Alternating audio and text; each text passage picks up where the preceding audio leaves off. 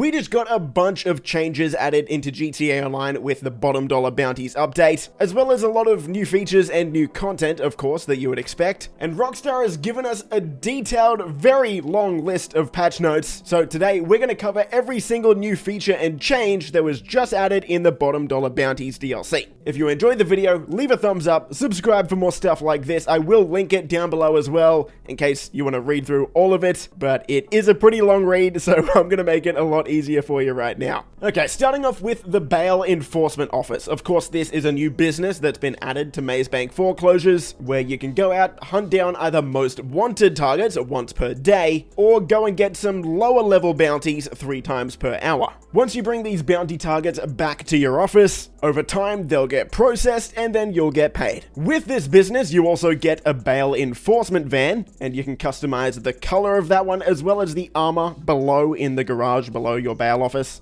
Speaking of new vehicles, we have a bunch of new vehicles already in the game, as well as a secret vehicle that not many people are talking about. In Legendary Motorsport, we have 2 Amani Tech capable vehicles, the NS Paragon S and the Bolacan Envisage. We've got 2 HSW upgradable vehicles with the Ubermarkt Niobe and the Anis Euros X32. We've got a sports classic, the Coquette D1, and a supercar that's GTA Plus exclusive for this week. It'll be available for everyone next week. That's the Overflawed Pipistrello. In Warstock, we have 3 new police vehicles, the Impaler SZ, the Bravado Dorado, and the Greenwood. All of those are cruisers and emergency vehicles. And with those vehicles, you can start up a new type of work called dispatch work. When you're driving your own personal vehicle that is also a police vehicle, you'll be able to start up this new dispatch work, which is basically a vigilante mission from previous GTA games. These will pay you $25,000 and they only have a 5-minute cooldown, which is pretty good.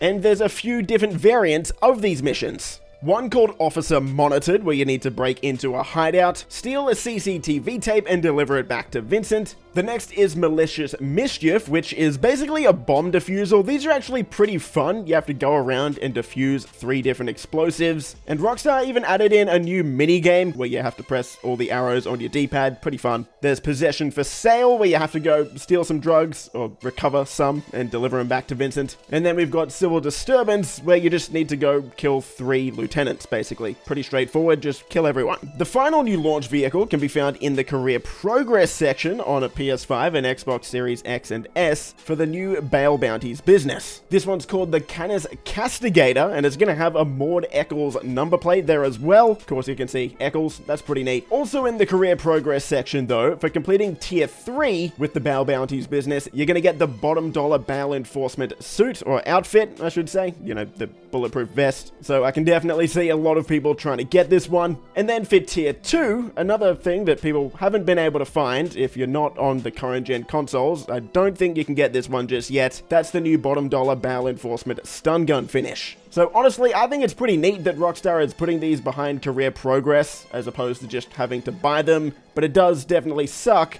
that you can't get these unless you're on PS5 or Xbox Series X and S.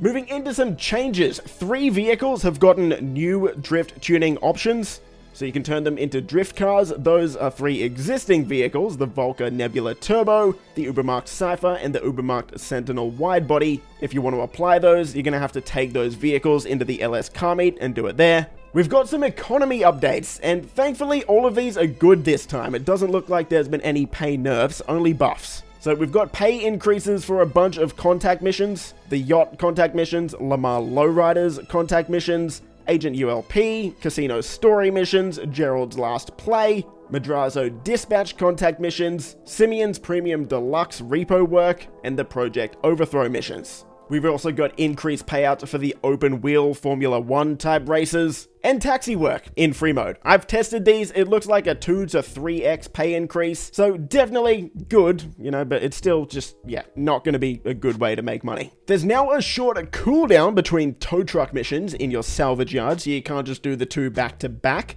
Not really sure why this change was made, kind of annoying to be honest, but yeah. Cosmetics. Lots of clothing and accessory items have been added into the stores. Rockstar claims that over 150 new pieces of male clothing and accessories have been added and over 200 pieces of female clothing. Experience improvements. All MC biker businesses as well as the bunker have had all of their sell mission timers increased by 50%. So if you're playing solo and you're trying to get all of these sales done in time before that timer expires, this should make that a bit easier, which, look, it's a pretty good change. Personally, I would have liked to see maybe some new missions or take out the really bad missions that no one likes, but at least this is something. The armor values for the Sparrow helicopter and the Bombushka have been increased by 50%. From what I've been seeing around the community, the Bombushka buff is really not that noticeable and not that great. The Sparrow buff is a little better. It still won't be able to tank any railguns or rockets, but it should make the Sparrow a little bit better at just not blowing up immediately as you hit the ground or bump into some small object, so that's pretty nice. Whenever you launch a contact mission or a heist from a lobby now, you're going to get all of your snacks fully replenished, so you don't need to go and get snacks every single time you want to start up a mission now. It should just automatically refill those. Very nice. Button prompts have been updated when you fail a mission. Kind of nice, I guess. Not a really big change there. Drag races can now have multiple rounds. Multiple texts and emails sent to players have been spaced out over longer periods of time or completely removed. Very nice. Hopefully we get less texts and emails. Those are always very annoying. The Avenger got a little bit of a quality of life improvement here. Of course, now you can store the Avenger in your hangar or your facility, but now you can move it between either of them just in your interaction menu. The Assault on Cayo Perico adversary mode has a bit of a change. You can no longer start this with 4 players. You're gonna need 8 players at least. The nightclub and office garage menus have been divided into separate sub-menus when you're trying to get a vehicle from your mechanic. That's very nice. The rank requirement for purchasing new properties has been removed, so you can now buy all of these at level 1 if you have the money for it. A new starting grid option has been added when playing races in a series, sorting players on their positions in the previous race. That's pretty cool, so if you're versing your friends in a series of races, if you won the last race, you're going to start the next race at pole position. The first time you load up GTA Online after this DLC was released, you're going to get a new link to the community guidelines on your start screen. I know that scared a lot of people when you logged in. A lot of people thought that they had been banned, but no, this is just a new welcome or start screen. And custom Arena War vehicle names are now only visible to the local player, so no one else can see your crazy vehicle names. And I think we all probably know why Rockstar did this. People get some really strange names. GTA Plus got a few new features and benefits here with this update as well. There's now a new app on your phone that only GTA Plus members can use. And in this app, you can claim all of the earnings from any of your safes in the game. So no longer GTA Plus members, they don't have to go to all of their businesses to pick up all the money from all of their saves. They can do it just with a few clicks of the button on your phone. And no, I'm not a big fan of this. This honestly should be a feature that's available to everyone. Really great feature though. Like, awesome feature. I think this is a really great quality of life improvement, but it just shouldn't be behind GTA Plus. That doesn't feel right. You can now create your own drift and drag races in the race creator, and we've got some new options for crowd customization in those races as well.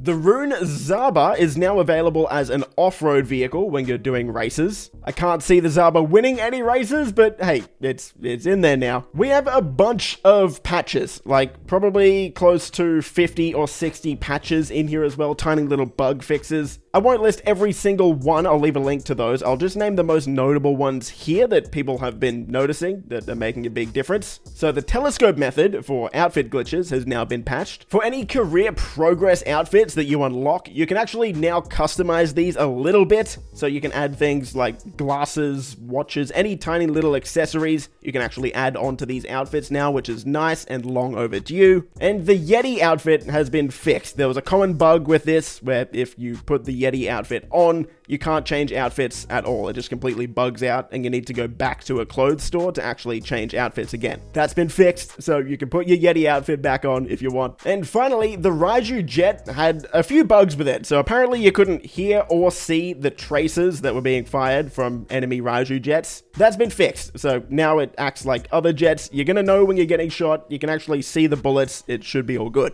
So there you go, that's every single new feature and change added in the Chop Shop DLC. I'll leave a link again to this post from Rockstar below if you want to have a read for yourself. Hope you enjoyed. If you did, leave a thumbs up, subscribe for more stuff like this, and I'll see you in the next video. Boys!